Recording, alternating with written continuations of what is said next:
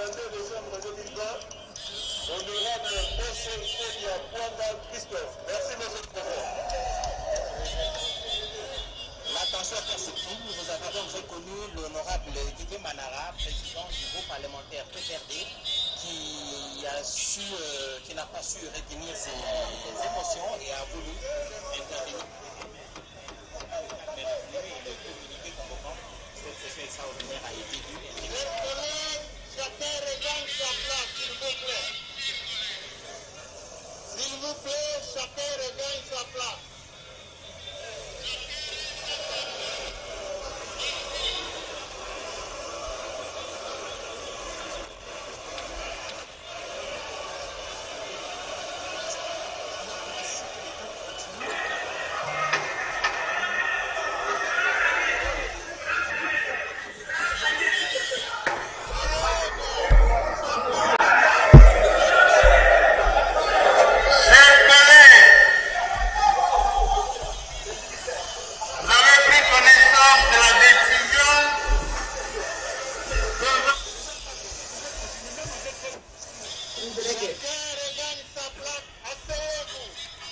Asseyez-vous, s'il vous plaît.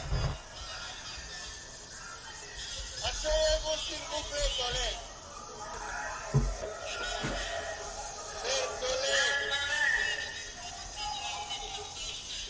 Chers collègues, vous venez de prendre connaissance de la décision convoquant l'Assemblée nationale. Et de l'article 65 alinéa 1er du règlement intérieur de l'Assemblée nationale.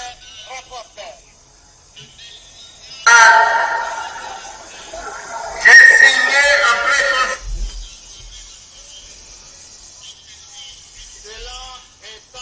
décision numéro 001 portant convocation de l'Assemblée nationale en session extraordinaire. C'est dans ce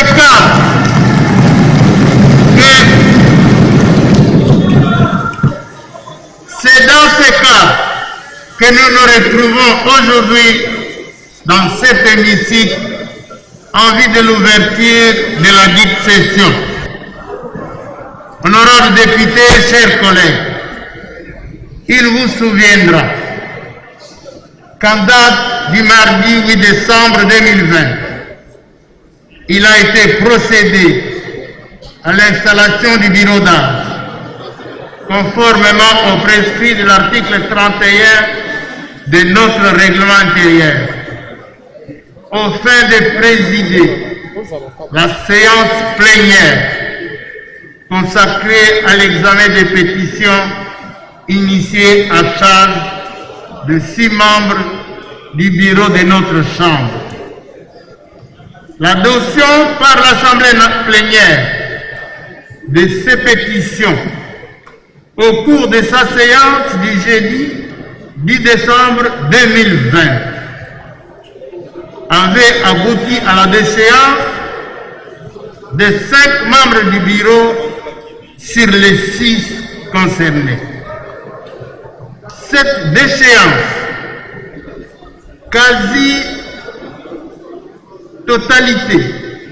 de la quasi-totalité des membres du bureau de notre Chambre a plongé celle-ci dans une situation inédite, caractérisée par l'absence de l'organe compétent devant assurer sa direction et son fonctionnement. En vertu de l'article 111 de la Constitution et de l'article 32 du règlement intérieur de notre Chambre. Chers collègues, vous le savez, il s'agit d'une situation, faut-il le souligner, jamais vécue dans l'histoire de notre Parlement.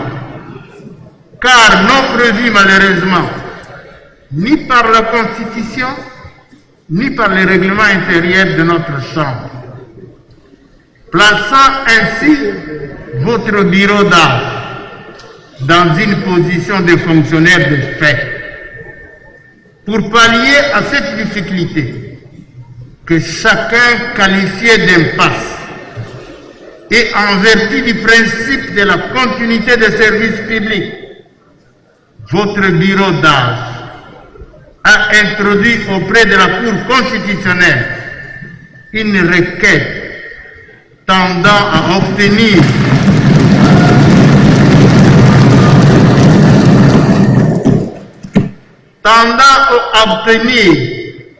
son habilitation à finaliser les processus d'examen de la pétition contre un membre du bureau et assurer la gestion courante de l'Assemblée nationale jusqu'à la mise en place du bureau définitif.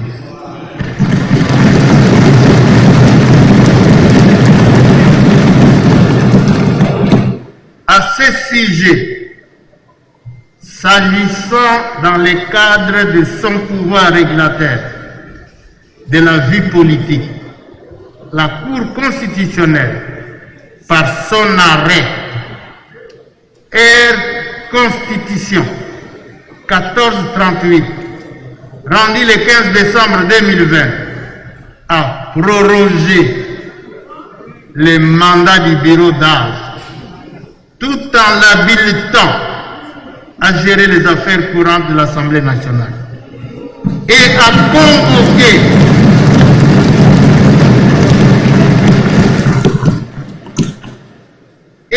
convoquer celle-ci en session extraordinaire pour vider la pétition engagée contre le questeur adjoint et organiser les élections des membres du nouveau bureau définitif.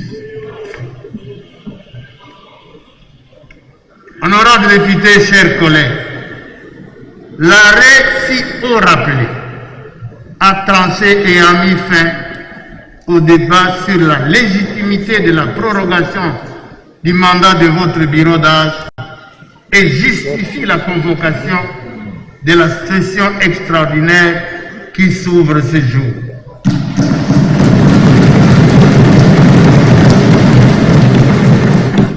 Sans anticiper sur les débats relatifs à la poursuite de l'examen de la dernière pétition, votre bureau d'âge rappelle que le questeur adjoint de l'Assemblée nationale a été victime d'un accident vasculaire cérébral et a nécessité son évacuation pour des soins appropriés grâce à l'intervention personnelle du chef de l'État.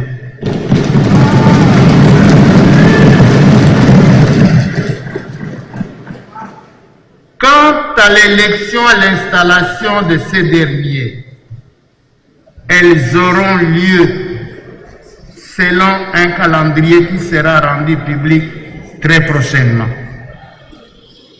L'examen des pétitions engagées contre les membres du bureau de notre Chambre a été un exercice démocratique laborieux et risqué. À entendre les prophètes de malheur qui ont prédit le chaos à la suite de nos débats.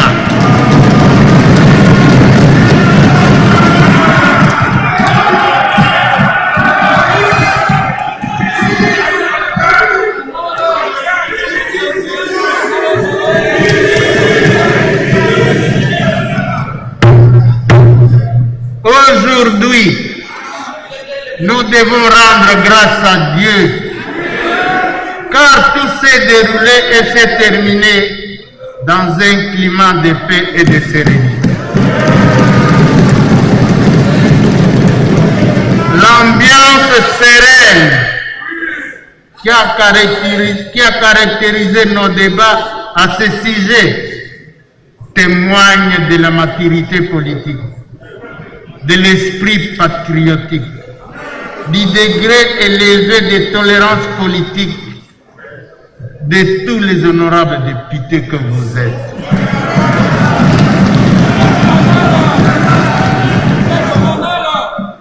C'est dont je tiens à vous remercier sincèrement pour avoir honoré votre statut de représentant légitime du peuple congolais en privilégiant la paix et l'intérêt supérieur de la nation.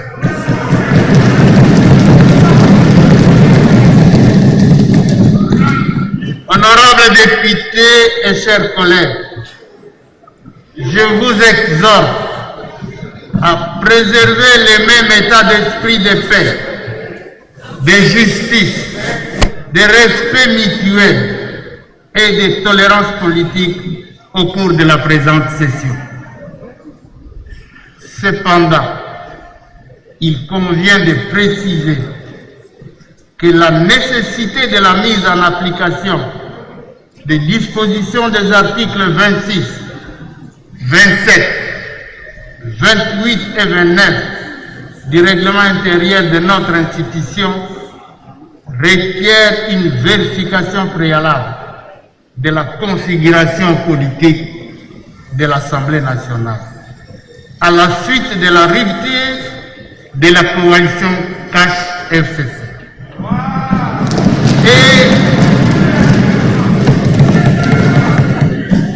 et de l'émergence des nouveaux courants républicains appelés Union sacrée de la nation.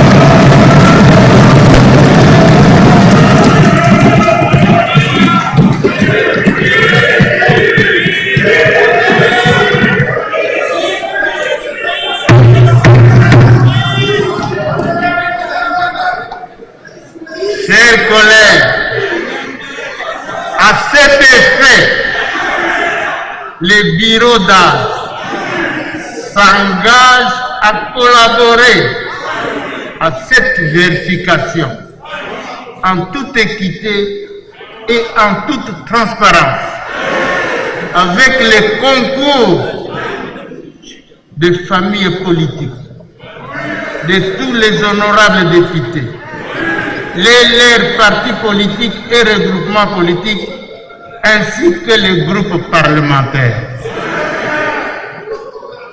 Honorables députés, chers collègues, ainsi que vous l'avez constaté, l'ordre du jour de la présente session comporte deux autres matières nécessitant que l'Assemblée nationale accorde à leur traitement les bénéfices d'urgence. Il s'agit notamment des projets de loi autorisant la ratification des accords et traités dont les délais de forclusion sont imminents, ainsi que les contrôles parlementaires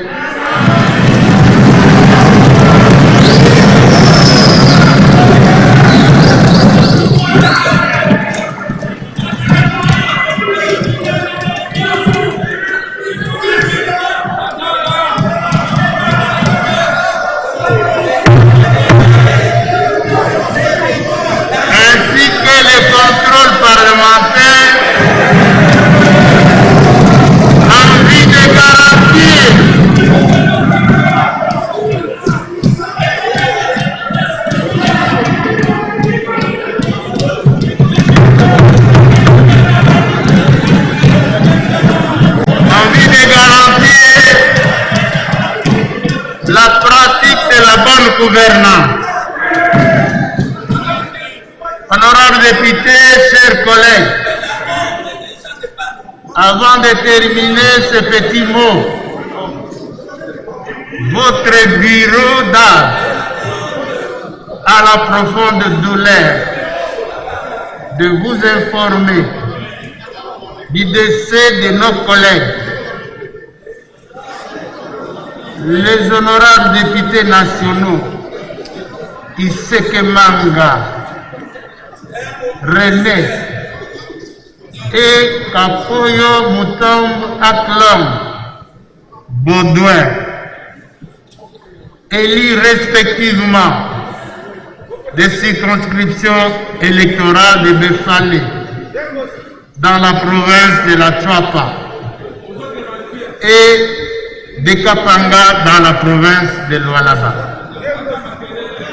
Le programme de leurs obsèques vous seront communiqués ultérieurement.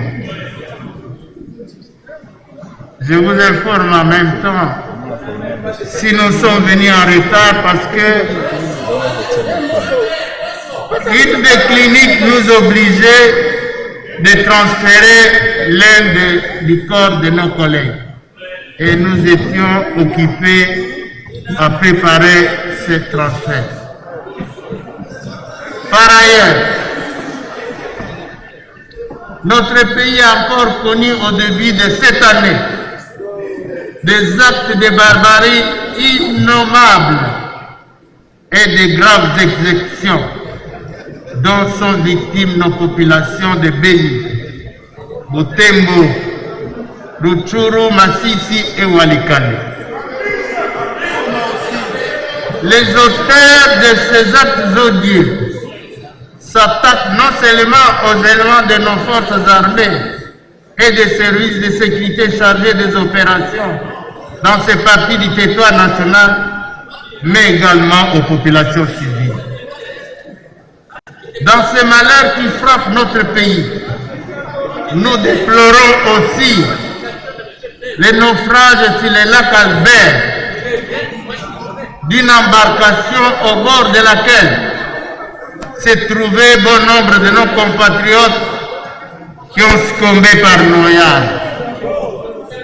En mémoire à nos deux collègues décédés et des victimes de ces différentes tragédies, au nom de l'Assemblée nationale, du bureau d'âge et au mien propre, je présente mes condoléances les plus attristées à toutes les familles éplorées. J'ai pris l'auguste assemblée de se lever en vue d'observer quelques instants de recueillement.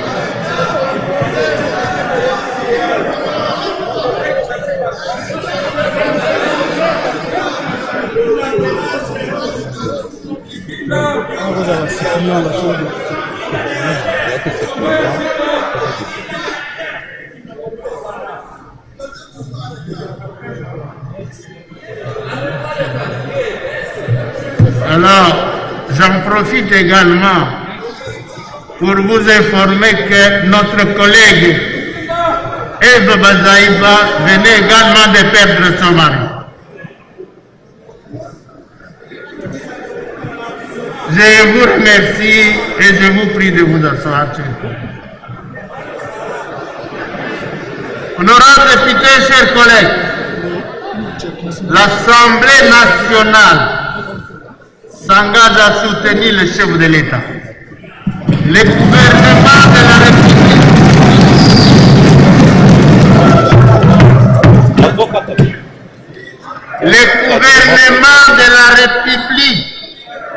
ainsi que les forces armées et de sécurité afin d'éradiquer définitivement tous les groupes armés qui écument et désolent la population de l'Est.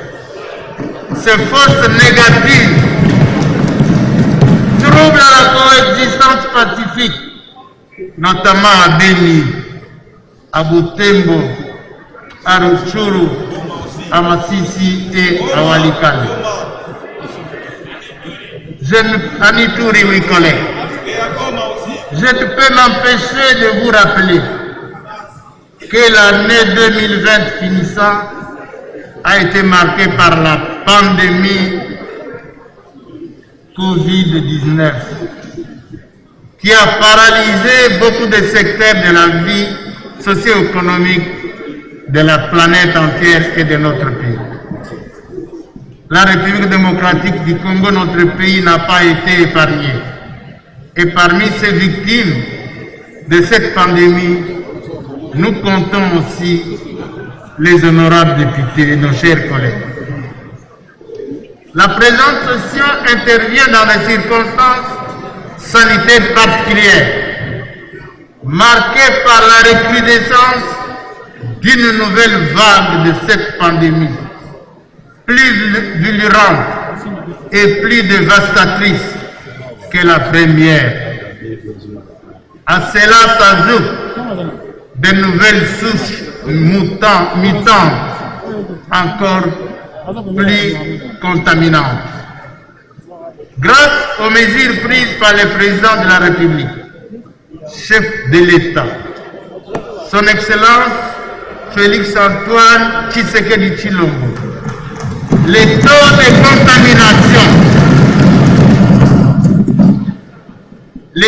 de contamination et de morbidité de la première vague ont été réduits. C'est pourquoi, pour minimiser et contenir les risques de contamination de la deuxième vague pendant le déroulement de la présente session, votre bureau d'âge a pris des dispositions suivantes. 1. Le renforcement du staff médical de l'Assemblée nationale par des experts de santé publique. 2. Le prélèvement obligatoire de la température aux entrées de l'enceinte et du bâtiment du Palais du Peuple. 3. Le port obligatoire et correct des masques. 4. Le lavage et la désinfection régulier des mains. À ce sujet, l'accès à l'hémicycle est conditionné par la possession d'un flacon de désinfectant. 5. La présence du personnel médical dans l'hémicycle lors de la tenue des séances plénières et aux abords du bâtiment pour la sensibilisation sur l'observance stricte des mesures de barrière. 6. Le respect de la distanciation socio-physique lors du déroulement des séances plénières. 7. La désinfection immédiate du micro avant et après toute prise de parole. Il appartient à chacun de nous de veiller scrupuleusement au respect des mesures pour éviter que notre lieu de travail ne devienne un ferment de la propagation de la pandémie. Honorables députés, chers collègues,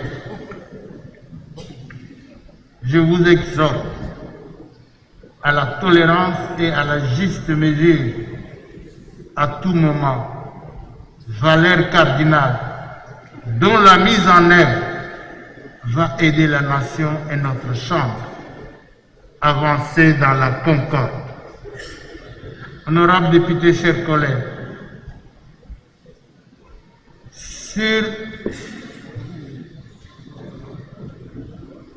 de notre première institution du pays, votre bureau met tout en œuvre afin de s'assurer que vos vacances parlementaires se passent dans les meilleures conditions.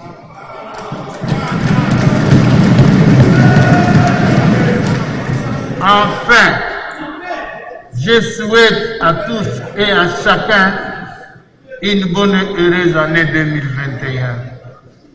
Que vive la République démocratique du Congo, que vive l'Assemblée nationale. Je vous remercie.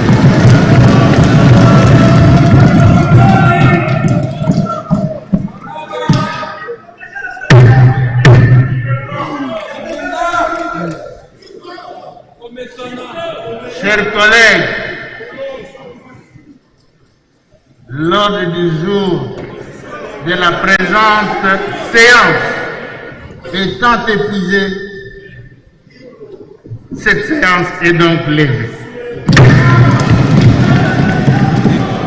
Nous demandons l'assistance de se lever afin de saluer la sortie des membres du bureau.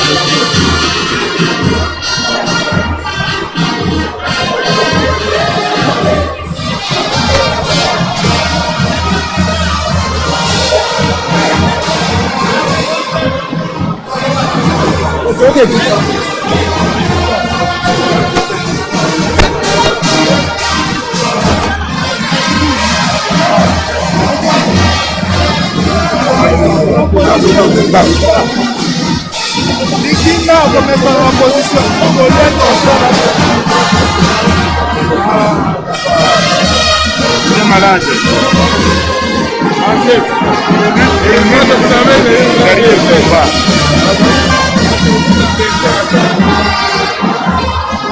Les gens qui voient des choses.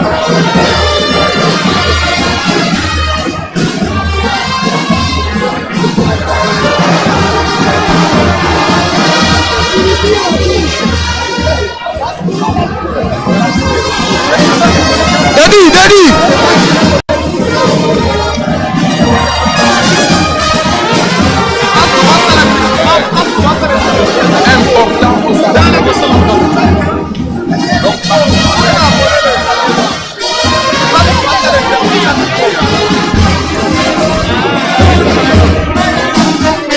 Voici maintenant pareil, hein? C'est bon?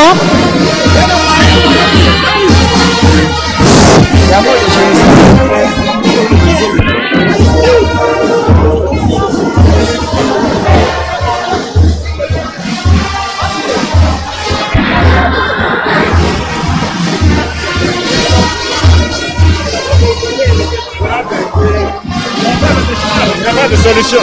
Il va rejoindre les autres. Il va rejoindre l'honorable Mabunda et les autres. Son sort est scellé. Il va partir. Nous aurons un nouveau bureau. On avait suivi tout cela à travers plusieurs médias et les rapports des mappings. Qu'est-ce que vous pouvez dire par rapport à ça? Ce moment-là, il a été arrêté. Ceux qui sont cités dans le rapport mapping, y compris ceux qui ont animé l'ancien régime, ils sont poursuivables devant les institutions nationales et internationales et nous soutenons ça. Parce que nous voulons un état de droit et l'état de droit veut que tous les crimes soient punis et sanctionnés. Et qu'est-ce que nous pouvons attendre au cours de cette session extraordinaire? Cette session extraordinaire, c'est-à-dire la mise en place d'un nouveau bureau, est définitivement le sort de Ilunga Ilunkamba comme Premier ministre est scellé. Est-ce qu'on ne va pas assister à un bureau Mabunda bis? Non, il n'y en aura pas. L'union sacrée, ce n'est pas une répétition de l'histoire. Donc tout le bureau de Mabunda doit partir. Le Premier ministre, on va contrôler même la gestion de l'ancien bureau. Et le sort du Premier ministre Ilunga sera scellé pendant ces sessions. Honorable, vous passez en direct de l'Assemblée nationale. Vous passez en direct pour le compte de l'Assemblée nationale. Vos impressions par rapport à l'ouverture? C'était une cérémonie solennelle au cours de laquelle le président du bureau d'âge a dévoilé les matières qui sont inscrites à l'ordre du jour. Et comme vous l'aurez remarqué, la matière qui a pu s'intéresser, c'est le contrôle parlementaire.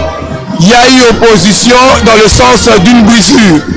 Cette opposition a été le fait de nos amis du FCC, mais tout de suite, comme vous avez remarqué dans la salle, ils ont été mis en minorité par la majorité. Et donc aujourd'hui, c'est évident qu'il y a une dynamique qui s'installe, une dynamique démocratique. On sent un élan vers le renouveau, vers la rénovation, vers quelque chose